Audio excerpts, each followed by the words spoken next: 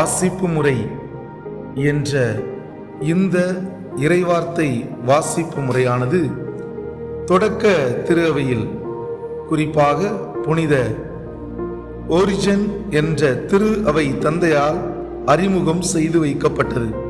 அவர்தான் லெக்ஷியோ டிவினா என்ற பெயரையே இதற்கு சூட்டினார்.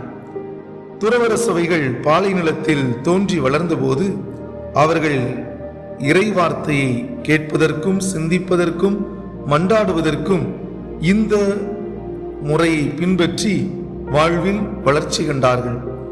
குறிப்பாக புனித அகுஸ்தின், புனித பெனடிக்ட் ஆகியோரின் துறவற சபைகளில் திருவிவிலியத்தை வாசித்தல், உடல் உழைப்பை நல்குதல், திருவழிபாட்டில் இறைவனை புகழ்தல் ஆகியவை அடிப்படை கட்டமைப்புகளாக இருந்தது.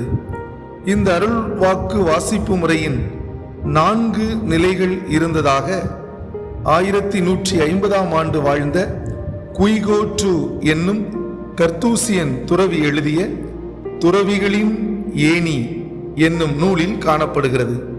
அதாவது கர்த்தூசியன் துறவியாகிய குய்கோ டு என்பவர் உருவாக்கிய அருள்வாக்கு வாசிப்பு முறையில் உள்ள படிநிலைகள்: 1.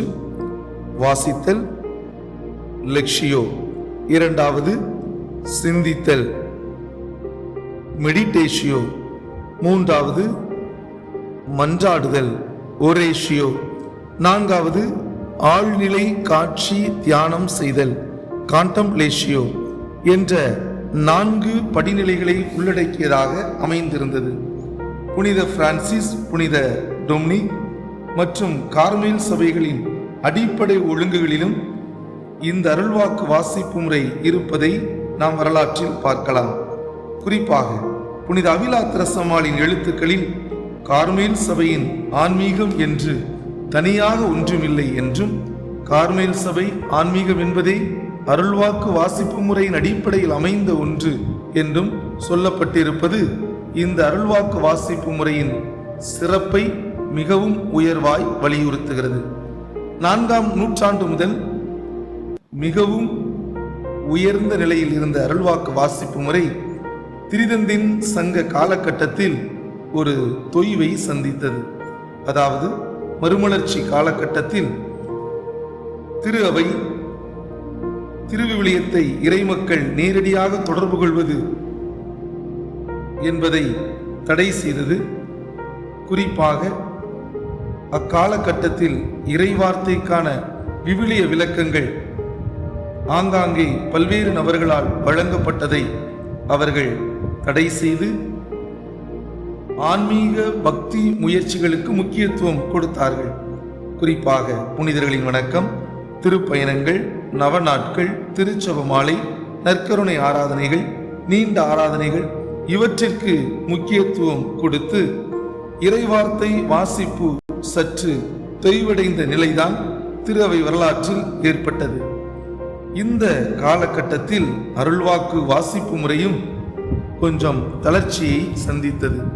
2ஆம் வத்திக்கான் சங்கம் ஏற்படுத்திய மறுமலர்ச்சியில்தான் மீண்டுமாக அருள்வாக்கு வாசிப்பு முறையை திரு அவை வலியுறுத்த தொடங்கியது.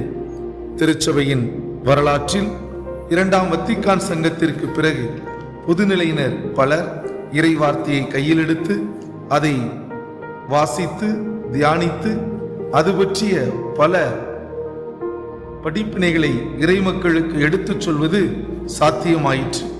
அந்த அடிப்படையில் நாமும் ஓராண்டு திருவிவிலியம் என்ற குழுவில் உறுப்பினர்களாக இருந்து இறைவார்த்தையை வாசித்து முடித்திருக்கக்கூடிய நாமும் இனி இந்த இறைவார்த்தையை அருள்வாக்கு வாசிப்பு முறையில் எவ்வாறு வாசிக்க வேண்டும், இந்த ஒவ்வொரு படிநிலையிலும் என்னென்ன வழிமுறைகளை நாம் பின்பற்ற வேண்டும் என்பதை தொடர்ந்து அடுத்த காணொளியில் நாம் காணலாம்.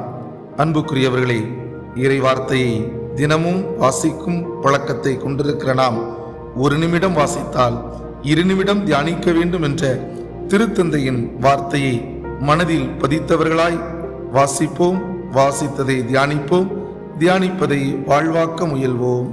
நன்றி.